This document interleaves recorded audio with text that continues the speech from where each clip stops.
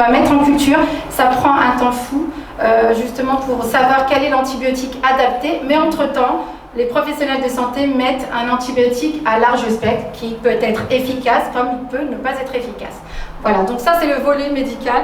Donc j'ai voulu préciser parce que ça a été mon cas, donc Fares n'a pas pu bénéficier malheureusement d'une antibiothérapie. Alors, comment justement sensibiliser? Donc, il faut reconnaître les symptômes du sepsis. Donc là, j'ai fait un schéma pour justement les enfants, les nourrissons. Donc, comment on peut être en alerte dès lors qu'on a une fièvre supérieure à 33 ou inférieure à 36, donc hyperthermie ou hypothermie.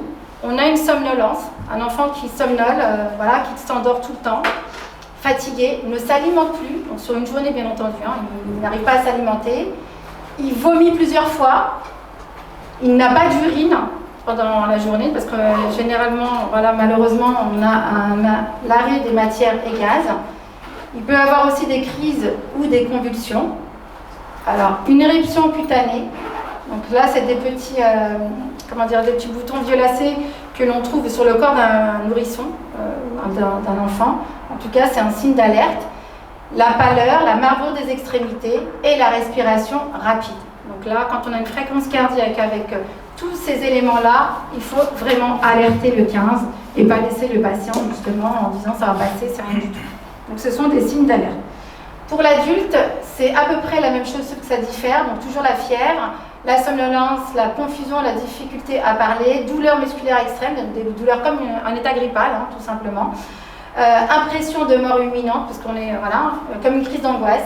Absence d'urine, pareil, toute une journée. Pâleur, marbrure, extrémité froide. Donc ça, c'est des signes d'alerte normalement qu'on doit tous connaître. Tachycardie, souffle court et essoufflement. Voilà, tous ces signes-là nous renvoient vers une urgence et c'est pourquoi il faut consulter. Alors ça, je ne vais peut-être pas passer parce que je sais qu'il y a des médecins dans la salle. Le Quick SOFA, donc ce sont des indicateurs pour justement les médecins urgentistes pour pouvoir détecter dès l'entrée aux urgences et orienter le patient pour justement apporter une prise en charge optimale et orienter le patient le plus rapidement possible dans l'unité où il faut qu'il soit pris. Donc là, c'est exclusivement pour les urgentistes, donc la pression artérielle qui descend. Vous avez également les examens biologiques qui peuvent démontrer pas mal d'éléments et comme quoi on est dans une infection qui se généralise, puisque on voit à travers le bilan biologique qu'il y a un dysfonctionnement majeur des organes ou d'un organe, l'état de confusion pour la personne ou obnubilation, et puis l'augmentation de la fréquence cardiaque, puisque quand on est en tachycardie, automatiquement il faut vérifier s'il n'y a pas quelque chose sous-jacent. Voilà. Bon, je vais résumer et synthétiser. Donc, lorsqu'on a une présence d'une infection, et là, bien entendu, c'est adressé au médecin, et 2 sur 3 critères du Quick SOFA sont atteints, là, c'est l'urgence absolue. Il faut orienter donc le patient vers l'unité appropriée. Donc, si on est en ville, on appelle le 15, et si on est à l'hôpital, donc on doit alerter soit l'urgentiste, soit le réanimateur ou l'infectiologue qui connaissent parfaitement le sepsis et sa prise en charge. Je vous remercie de votre attention. Et là, je vais laisser place donc à Monsieur Jean-Marc Cavaillon qui va vous faire justement son topo sur la thématique donc de l'histoire du sepsis, comme quoi on a toujours cohabité avec le sepsis. Ensuite, c'est le professeur Djilali Hanan et puis Jean Carlet. Merci à vous.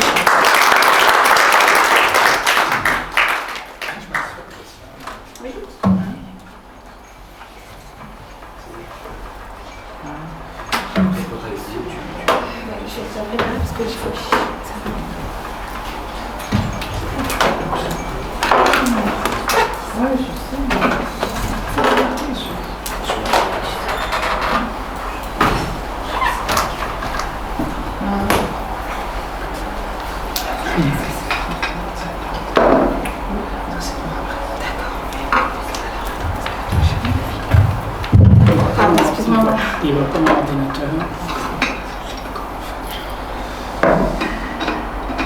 Il est connecté? Ah, il ne le voit pas. Attends. Est-ce que c'est pas moi qui dois me déconnecter peut-être? Non, c'est rien. Mais il est réseau. Le réseau. C'est juste à l'intérieur.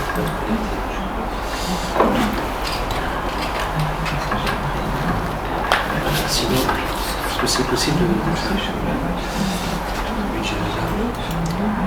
Oui. Alors, est-ce que tu as une clé? Oui. Alors, vas-y, je te laisse faire. Tu peux enlever la clé de...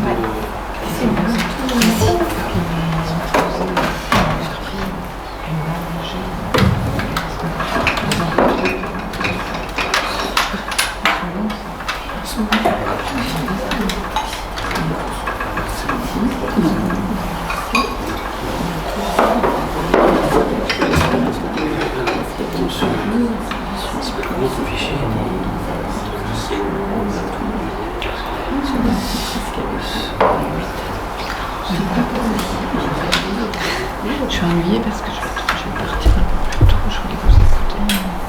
On aura l'occasion. Il y en a qui... Il y a des soucis au CES et tout. Est-ce qu'on a une coupure d'électricité? Oui, je veux bien.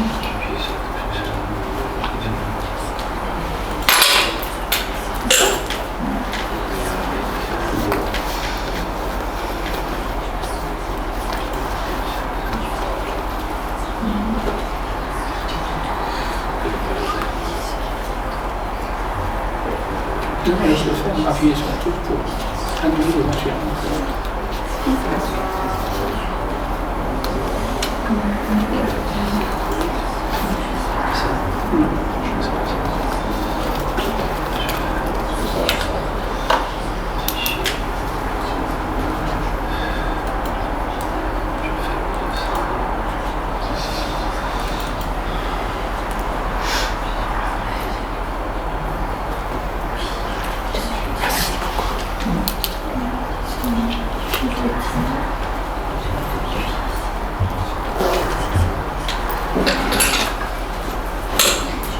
Depuis le temps que vous combattez pour le mariage des maîtres. Vous nous écoutez pas, vous écoutez pas assez quand même depuis un. J'ai souvent pensé à vous avec le Covid. Ça va aider, ça a aidé, oui. Parce que depuis des années qu'on va avec des infections nosocomiales. Oui, oui. Oui. Oui. Bien sûr. L'hygiène quotidienne, enfin, oui, ah oui, c'est ça. Ça part de là. Voilà, je vous laisse l'argent. Alors, donc, tu fais le diaporama, je pense. Vous écoute? Non, c'est pas vraiment, je pense. Attends, alors, est-ce que c'est présentation? Tu as là la première. Ma belle-mère est décédée malheureusement de Covid Attends, je parle à en Portugal. C'est S'il n'y a pas eu... Parce que je sais pas, parce que je suis... très peu de temps en réel. C'est pas une Non, mais- mais n'importe Dans Non, les mais premiers temps, on c'est n'était pas vaccinés. difficile. D'accord. Alors regarde, tu Au mets à Portugal, il y partir a de eu la plein de première apparition du début, gens qui justement diffusée. ont été Ah, atteints. super. Ok. Elle a eu tout Moi, à fait si tu veux, tous les je peux- symptômes. Non, c'est... Ça ira. Voilà. Merci. Par les décollés, M. Cavaillon, on est désolé, mais il faut passer au suivant parce qu'on n'avait plus de temps. Bonjour à tous. C'est dommage. Donc effectivement, je vais vous faire une présentation un peu de l'histoire du sepsis. Jamila vous a un peu décrit de quoi il s'agissait. Mais bien entendu, avant de commencer, il est impossible de ne pas mentionner Jamila lors, effectivement, à Maison Alpha avec Madame, l'inauguration de son association. Je dirais, je suis absolument béat d'admiration devant la motivation de Jamila, qui est un moteur extraordinaire, une mère courage, vraiment, à qui on doit beaucoup. Et grâce à elle, en fait, si on est là aujourd'hui ensemble, c'est effectivement grâce à elle. Alors en fait, j'avais organisé en 2014 à l'Institut Pasteur la première journée en France du World Sepsis Day. Et comme vous l'a dit Jamila, le problème en France, c'est que le mot sepsis n'évoque rien. Et j'avais demandé à faire un sondage, j'avais demandé à OpinionWay de faire un sondage. Et la question était, avez-vous déjà entendu parler de cette maladie? Alors bien sûr, les médecins et les docteurs vous diront que ce n'est pas une maladie, je laisse les docteurs vous expliquer pourquoi ce n'est pas une maladie. Mais quand on pose des questions au grand public, il faut être un peu simple dans son vocabulaire. Et vous voyez que ceux qui avaient déjà entendu parler du sepsis, c'est 10% des Français. Ce qui est assez impressionnant, c'est que parmi les jeunes, c'est encore plus faible. Donc on est effectivement avec une problématique totalement peu connue, en tout cas du grand public. Alors sepsis. Pourquoi sepsis? Eh bien tout simplement du grec, le mot sepsis qui veut dire putréfaction. Et derrière là, eh bien en fait, la création du mot, alors il va y avoir des bugs parce que comme je suis sur un ordinateur qui n'est pas le mien, il y a ce genre d'incompatibilité entre les ordinateurs. Donc derrière, donc il y a un E, oui il est là, la création du mot septicémie en 1837 par Pierre Piori. Bon, je vous passe le fait que c'était assez amusant parce que c'était vraiment à l'époque des médecins qui se distinguaient du grand public, donc ils voulaient surtout que le grand public ne lise pas les livres médicaux. C'est assez amusant, mais je ne vais pas revenir sur ce volet. Alors, Jamila vous a parlé de la nouvelle définition, moi je vous présenterai l'ancienne. Pourquoi? Parce que je suis un immunologiste et que j'aimais beaucoup cette définition, et je crois que même pour le grand public, elle est assez claire. Qu'est-ce que ça veut dire? Il y a une inflammation généralisée que vous avez dans des situations comme la traumatologie, les arrêts cardiaques réanimés, la chirurgie lourde, les grands brûlés, la pancréatite. Et puis, associé à cette réponse inflammatoire généralisée, vous avez une infection. Et cette infection, en particulier quand les germes sont dans le sang, eh bien, c'est un sepsis. Alors les docteurs se sont réunis, ils aiment bien redéfinir les choses. Et donc, effectivement, en 2016, Jamila vous a donné la nouvelle définition. Le sepsis est défini comme un dysfonctionnement d'organes, potentiellement mortel, causé par une réponse dérégulée de l'hôte à l'infection. Alors, on pourrait discuter longtemps sur cette notion. Alors, ça veut dire quoi? Ça veut dire que le syndrome d'inflammation généralisée n'existe plus pour les docteurs, que l'étape sepsis sévère n'existe plus et que, en fait, finalement, on a soit sepsis, soit la forme ultérieure plus grave, le choc septique. Alors, ce que Jamila vous a dit, effectivement, c'est qu'en fait, c'est notre propre système qui va se retourner contre nous. Et je dirais que c'est un film qui reste à faire, en fait, un James Bond contre Dark Vador, c'est-à-dire le côté yin-yang de la réponse immunitaire. Donc, avec James Bond, notre système immunitaire partage le permis de tuer, à savoir de tuer les germes, et il a la nécessité d'être rapidement efficace sur le lieu de l'agression. Mais avec Dark Vador, finalement, il n'est rien d'autre que la force obscure du système immunitaire, c'est-à-dire ce sont les mêmes players, les mêmes acteurs, pardon, qui peuvent nous défendre ou au contraire nous tuer. Alors comme Jamila vous l'a dit, en fait le sepsis existe sur la planète Terre depuis que l'homme est sur cette planète. Et la preuve en est, c'est des travaux qui ont été faits sur une momie d'un enfant égyptien et pour lequel on a retrouvé des bactéries, et en l'occurrence c'est Escherichia coli, et en fait cet enfant qui était dans cette momie égyptienne est décédé d'une septicémie. Donc vous voyez que les momies déjà. Alors puisque je vous parle de momies, on va évoquer les personnalités décédées d'un sepsis. Ça a commencé par Lord Carnarvon. Lord Carnarvon, vous savez, c'est lui qui a découvert le tombeau de Toutankhamon, et la presse s'est emparée de son décès parce que, en fait, donc, ce qu'on appelait le blood poisoning, l'empoisonnement du sang, il est mort d'une septicémie, mais surtout, on a considéré que c'était la malédiction de Toutankhamon. Alors, outre Carnarvon, d'autres personnalités sont également décédées de sepsis. Des musiciens, Lully, tout à l'heure, Jamila vous parlait de blessures cutanées. En fait, vous savez que Lully est mort d'un sepsis après s'être blessé au pied. À l'époque, les chefs d'orchestre, les musiciens avaient des grandes baguettes, et dans la foule de la direction de son orchestre, il s'est blessé le pied et il est décédé de cette blessure. Alors des musiciens, Rossini, Bizet, Mahler. Des médecins, alors vous ne connaissez sûrement pas Jean Hameau, je suis un grand admirateur de ce médecin qui a été un précurseur de Louis Pasteur. Quand on lit ce qu'il a écrit, c'est juste extraordinaire. Un autre scientifique dont je vous parlerai ultérieurement, c'est Semmelweis. Des peintres, Manet, des scientifiques, Hertz, Neisser. Neisser, c'est un nom sans doute qui ne vous dit rien non plus, il a donné naissance au mot Neisseria, qui est la bactérie de la méningite. Des acteurs, Rudolph Valentino, Christopher Reeve, Guillaume Depardieu, chanteurs, Barbara, des personnalités politiques ou religieuses comme le prince Régnier ou Jean-Paul II, et puis des sportifs, Socrates, c'est un joueur de football brésilien, ou Mohamed Ali. Alors parmi ceux-ci, il y en a une qui a toute mon affection, c'est mademoiselle Agnès Souret. Elle est décédée à 26 ans, et Agnès Souret, vous voyez ici, c'était la première Miss France. Et elle est décédée alors qu'elle faisait une tournée en Argentine. Et puis celle dont je n'ai pas mentionné le nom, c'est Lucrèce Borgia. Alors là, de nouveau, excusez le bug. Alors Lucrèce Borgia, elle est décédée à 39 ans, en donnant naissance à son enfant, à son 8e enfant de son 3e mari. Et ces fièvres puerpérales, en fait, donc ce qu'on appelle une fièvre puerpérale, c'est des décès de ces femmes en couche. Il y en a une autre qui me touche personnellement, puisqu'en fait c'était l'épouse d'Émile Duclos. Émile Duclos est le directeur de l'Institut Pasteur après Louis Pasteur. Et son épouse, ici, c'était la lettre de Duclos à son futur beau-père demandant Mathilde Briot en mariage. Et elle va décéder à la naissance de son troisième enfant. Et on imagine bien le drame que représente la mort de ces femmes qui viennent de donner naissance à un enfant. Alors le terme qu'on a retrouvé dans la littérature assez précocement, c'est febris puerpera Rome. Alors pour ceux qui ont fait du latin, puerper, c'est l'enfant. Et en fait, le terme de fièvre puerpérale a été créé en 1718 par Edward Schroeder, qui crée ce terme-là.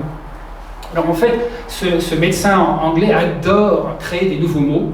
Alors je vous fais grâce, je ne lirai pas le mot, mais c'est le plus long mot de la langue britannique, de la langue anglaise, et il a créé ce mot pour qualifier les eaux de la ville thermale de Bath en Angleterre. Alors ce qui est amusant, c'est que Pierre Piori lui-même, celui qui a créé le mot septicémie, a écrit de nombreux ouvrages, dont un sur la fièvre puerpérale, la fièvre donc, de la déesse Fébris.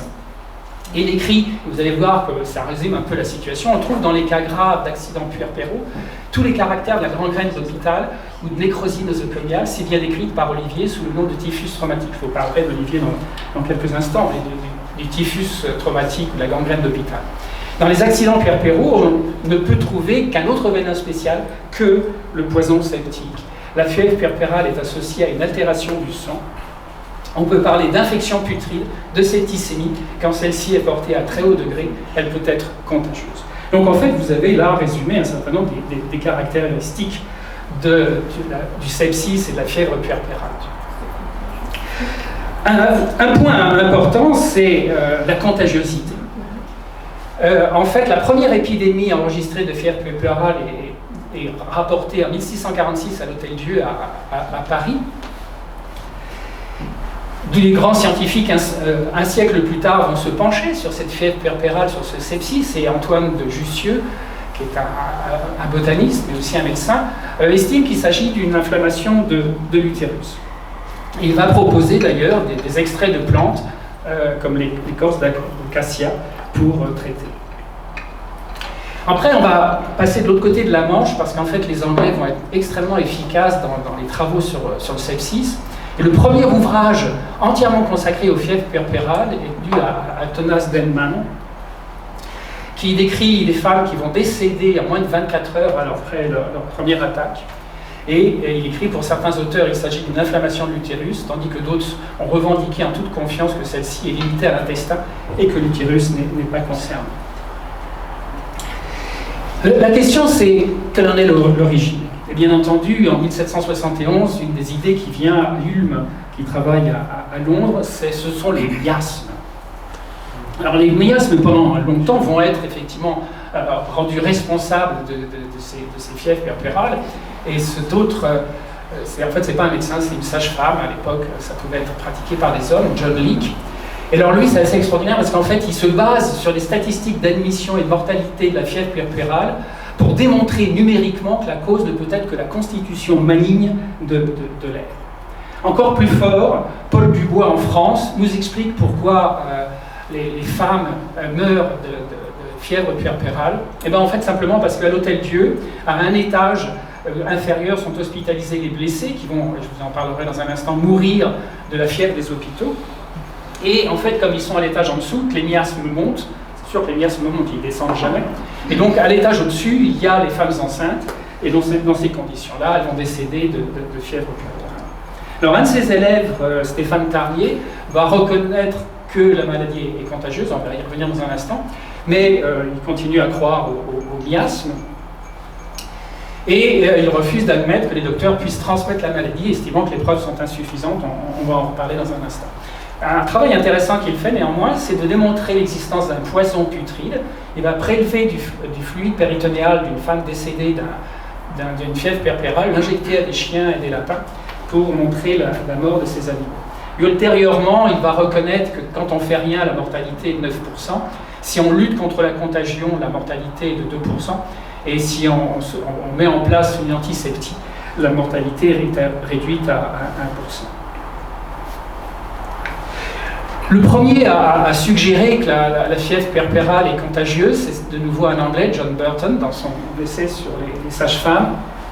Mais celui à qui on doit vraiment la démonstration, c'est de nouveau un médecin, alors c'est pas anglais, mais écossais à vrai dire, c'est Alexander Gordon. Il y a une épidémie de fièvre puerpérale à Aberdeen, et il écrit ceci. Cette maladie saisit ces femmes que si elles ont été visitées ou accouchées par un praticien ou prises en charge par une infirmière qui s'était auparavant occupée de patientes atteintes de la maladie. Et alors là, le summum, aujourd'hui on dirait directement en procès, aucun médecin n'accepterait d'ailleurs de le reconnaître, c'est une déclaration désagréable pour moi que de mentionner que moi-même j'étais à l'origine de l'infection d'un grand nombre de femmes.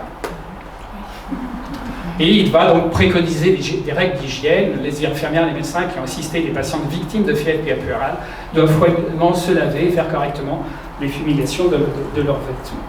Alors, ce qui est intéressant, toujours en Angleterre, Robert Storrs, lui, va réaliser une autre problématique de la contagiosité. Il écrit « J'avais ouvert un abcès où pensaient les plaies de cadéricépèle, c'est-à-dire des pathologies cutanées, des infections cutanées. Et si je faisais bien tous les efforts pour éviter la transmission de la contagion d'un cas de fièvre puerpérale à un autre, n'étant pas au courant du danger de ce cas particulier, j'ai probablement porté les agents contagieux à chacun d'entre eux. » Donc lui aussi reconnaît la contagiosité et sa responsabilité. Aux États-Unis, c'est Oliver Holmes qui aussi travaille sur la thématique à Boston, qui suggère que la fièvre puerpérale est transmise par les mains contaminées du personnel médical et qui lui aussi va proposer des règles d'hygiène. Il va être peu entendu, et curieusement, c'est en fait, on est à Boston en 1843, et ce n'est pas la ville majeure de la recherche médicale. La ville majeure aux États-Unis à cette époque, c'est Philadelphie. Et à Philadelphie règne Charles de Luca Meggs, qui lui a aussi écrit cette thématique, et il écrit « Les médecins sont des gentlemen, et les mains des gentlemen sont propres ». Alors bien entendu, la cause de ces fièvres puerpérales, c'est des microbes, des germes, et la recherche va commencer, je dirais, en 1865 à l'hôpital de Vienne, et notez bien cet hôpital parce qu'il est important. Karl Mayhofer, c'est un successeur de celui dont je vais vous parler dans un instant. Et lui, il est le premier à montrer qu'à partir des tissus utérins prélevés chez les femmes décédées d'une fièvre puerpérale, transmis à un lapin, on pouvait transmettre la mort. Et la vraie démonstration est faite en France, à Strasbourg, par les docteurs Feltz et Coz en 1869. En fait, il démontre que des bactéries mortelles existent dans le sang des femmes patientes présentant un sepsis. Donc il fait l'expérience, il prend le sang d'une jeune femme décédée d'un sepsis, d'une fièvre puerpérale, il l'injecte à des lapins, les lapins décèdent, présentent toutes les stigmates d'un sepsis, et même on peut transmettre la pathologie de lapin à lapin. Alors, juste à propos de cette publication dans la Gazette médicale de Strasbourg, quelque chose d'assez étonnant. Bien sûr, ils sont médecins. À l'époque, tout le monde ne sait pas regarder au microscope, et donc ils demandent à un botaniste, Charles-Louis Engel, de regarder au microscope pour voir les germes présents dans le sang. Et dans leur propre papier, ils rapportent une observation qui ne va pas aboutir à une découverte, et pourtant. En fait, dans les tubes qui ont été transmis aux botanistes, il y a 2 tubes cassés, et ces 2 tubes cassés ont été contaminés par les spores de pénicillium, et ils notent que dans ces 2 tubes particuliers, il n'y a pas de croissance de bactéries. On est juste exactement 59 ans avant Ian Fleming et la découverte de la pénicilline. Donc, ils sont un petit peu passés à côté. Alors, en fait, maintenant on n'est plus à Strasbourg parce qu'on a perdu l'Alsace avec la guerre de 70, donc Feltz est à Nancy.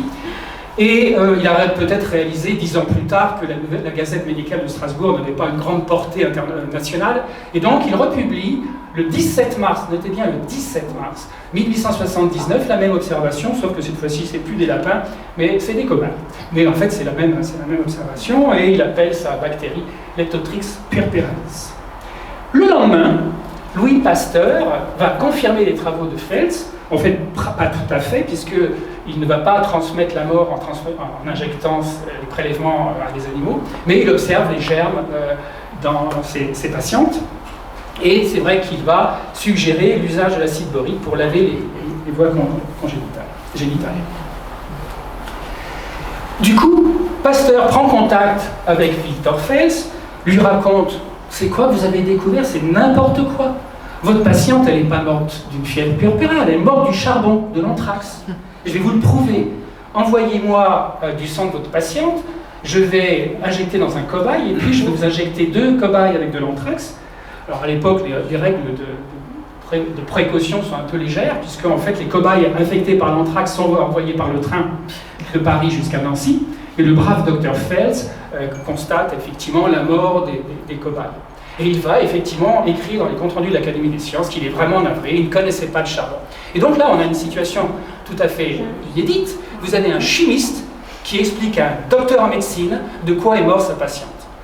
Et vous savez qu'on célèbre actuellement le bicentenaire de la naissance de Louis Pasteur. Ce n'est pas la seule incartade que Louis Pasteur aura fait pour sa gloire. Je veux dire, c'est un autre sujet, je dirais.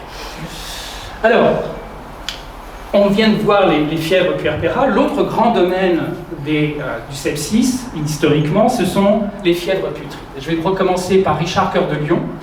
Il est au siège de Chalus-Chabrol, en Haute-Vienne. Il va mourir à 41 ans, une dizaine de jours après avoir été blessé par une flèche d'arquebuse, qu'il a retirée lui-même d'ailleurs.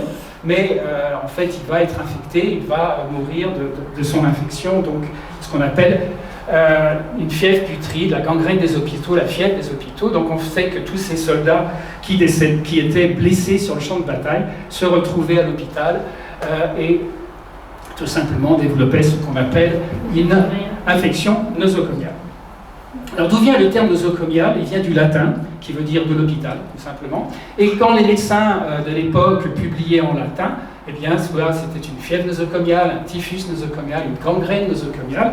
Et puis petit à petit, le latin a été abandonné, chacun a publié dans sa propre langue, en allemand, en français ou en anglais, et le terme de nosocomial, de putréfaction, d'infection, de typhus, est resté. Alors cette gangrène des hôpitaux, elle va être étudiée par les médecins, en particulier Claude Poutot en France, qui va écrire dans son mémoire cette fièvre d'irritation allumée par un virus étranger. Alors là encore, c'est extraordinaire. Le terme de virus, que l'on connaît fort bien depuis Covid-19, en fait, est un terme latin qui veut dire poison. Et en fait, les scientifiques utilisaient le terme virus sans la connotation qu'on a aujourd'hui de ce qu'est un virus. Et lui, en ce cas, va préconiser des règles d'hygiène. Alors, la même question.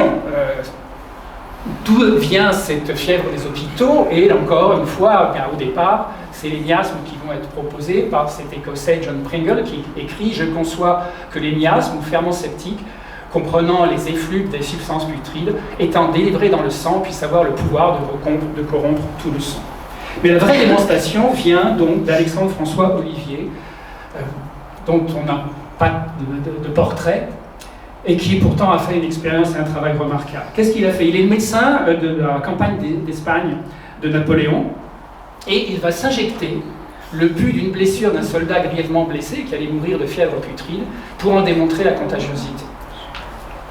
Alors là, effectivement, il s'injecte ce pus, donc effectivement dans le bras. Heureusement, il y a la cautérisation, donc il arrête le drame avec la cautérisation. Mais en fait, c'était quand même assez gonflé, assez osé.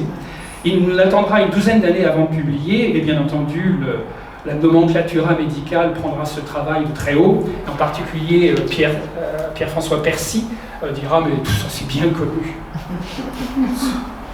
Lui aussi, Olivier, préconisera l'hygiène. Alors là, cette contagiosité va être reprise par les maîtres de la médecine, comme Delpech, qui écrit « La pourriture d'hôpital est essentiellement contagieuse et le contact doit s'exercer sur la surface même d'une plaie fulgurante. L'air, tous les matériaux propres au pansement et surtout ceux qui s'emparent facilement de l'humidité de l'atmosphère, comme la charpie et le linge, les étoffes, les instruments de chirurgie mal tenus et les doigts, peuvent se charger de la matière contagieuse et la transmettre sur surface saine. » N'oubliez pas qu'à l'époque, les microbes n'ont pas été inventés, n'ont pas été découverts. Donc en fait, ça reste quand même abstrait, cette notion de contagiosité. Dupuytren, en France, a écrit « Cette maladie paraît d'une nature contagieuse. En effet, de nombreuses observations faites par Poutot et d'autres praticiens prouvent d'une manière convaincante que la pourriture d'hôpital peut être communiquée à une plaie, à l'ulcère le plus simple, à la personne la mieux constituée et la plus saine,